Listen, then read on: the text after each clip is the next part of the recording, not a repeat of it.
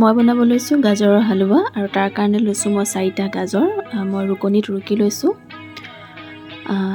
আনফালে লৈছোঁ মই এটা তেজপাত, কেইটামান খিচমিচ, কাজু আৰু এলমণ্ড বাদাম এইখিনিও মই সৰু সৰুকৈ কাটি লৈছোঁ।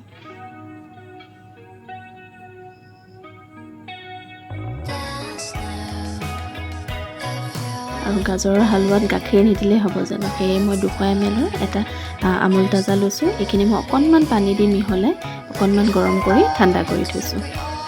তেন্তে আহক আমি ভিডিঅ'টো আৰম্ভ কৰোঁ। কেৰাহীটো গৰম হৈ গেছৰ ফ্লেমটো মিডিয়াম কৰিলোঁ আৰু তাৰপিছত ইয়াতে ঘিউ 3 পৰা 4 চামুচ ঘিউ দি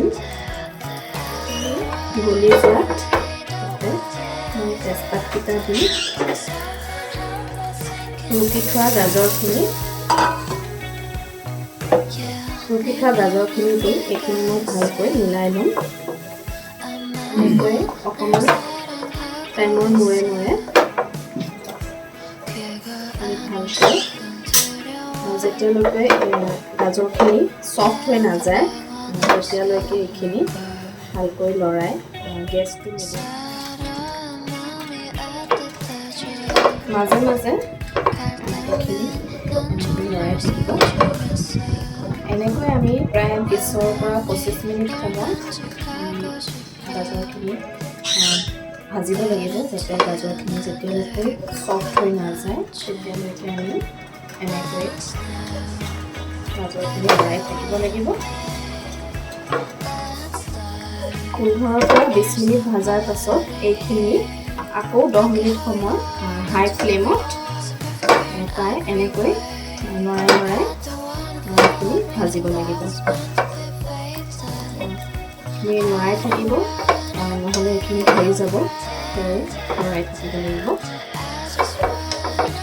10 মিনিট সময় হাই ফ্লেমত ভাজাৰ পাছত এতিয়া এইখিনি দেখিছে মই যিমানখিনি গাজৰ লৈছিলোঁ সেইখিনি প্ৰায় কমি অকণমান হৈ গৈছে আৰু এতিয়া ইয়াতে মই গাখীৰখিনি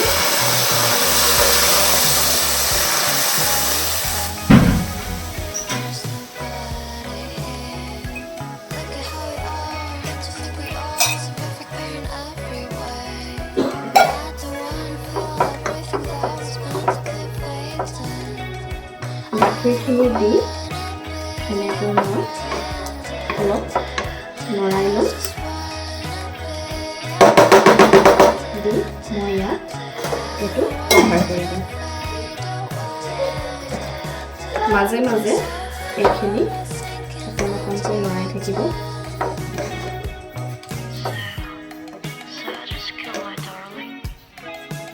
লৰাই আকৌ এইখিনি কভাৰ কৰি দিব।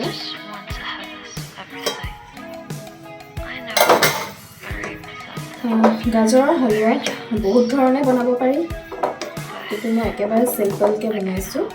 মই আমুল তাজা লৈছোঁ, গাখীৰ কনডেন্স মিল্ক লৈ খয়া দিও বনায়, কিন্তু মই একেবাৰে চিম্পল যিকেইটা বস্তু ধৰি লওক মানুহৰ ঘৰত আমাৰ ঘৰত সহজেই পোৱা যায়, উপলব্ধ থাকে চবৰে ঘৰতে, সেইখিনি দি মই বনাব চেষ্টা কৰিছোঁ।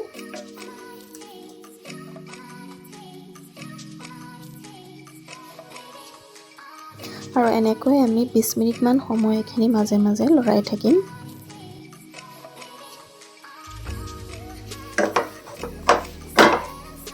এয়া গাজৰখিনি গাখীৰৰ লগত ভালকৈ মিলি গৈছে, দেখিছে গাখীৰৰ লগত এইখিনি ভালকৈ সিজি গৈছে। এয়া ভালকৈ সিজি গৈছে। এতিয়া আমি ইয়াতে এড কৰিম চেনি। চেনিটো নিজৰ সোৱাদ অনুসৰি মই ইয়াতে একেবাৰে মোটাও নহয়, একে মিহিও নহয়, সেইটো চেনি 5 চামুচ দি এইখিনি ভালকৈ লৰাই দিম।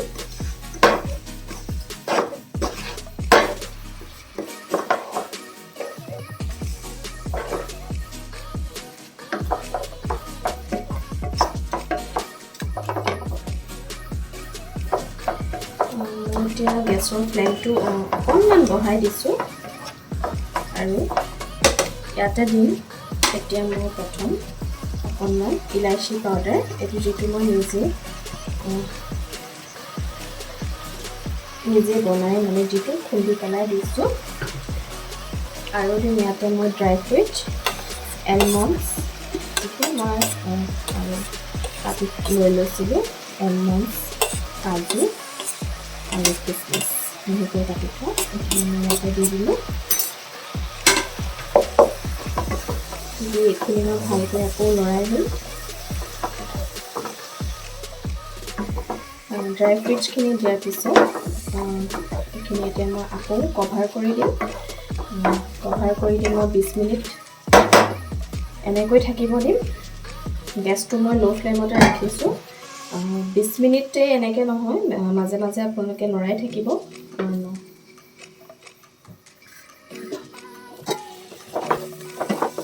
মাজে মাজে এনেকৈ লৰাব।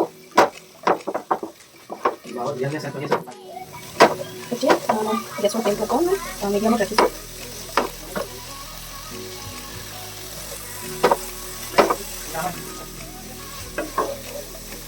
গাখীৰ আৰু চেনি দিয়াৰ পিছত আমি এইখিনি প্ৰায় 15 পৰা 20 মিনিট সময় মিডিয়াম ফ্লেমত লৰাইছিলোঁ।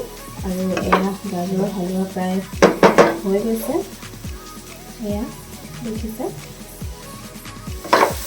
এয়া মোৰ গাজৰৰ হালোৱা প্ৰায় অলমষ্ট হৈ গ'ল, পুৰা চফ্ট হৈ গ'ল। এতিয়া মই গেছৰ ফ্লেমটো অফ কৰিম আৰু এইখিনি এটা বাতি লৈ বা এটা বল লৈ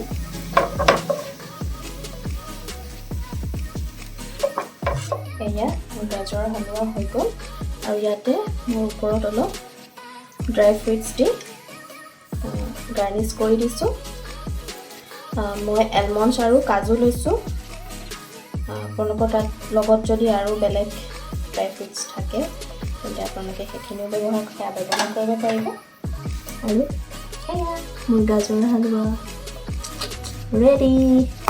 তেন্তে খাই চাই পেলাই কম কেনেকুৱা হয়। তেন্তে ভিডিঅ'টো ভাল পালে লাইক, কমেণ্ট, শ্বেয়াৰ কৰিবলৈ নাপাহৰিব। লগতে চেনেলটো ছাবস্ক্ৰাইব কৰি দিব। Bye bye.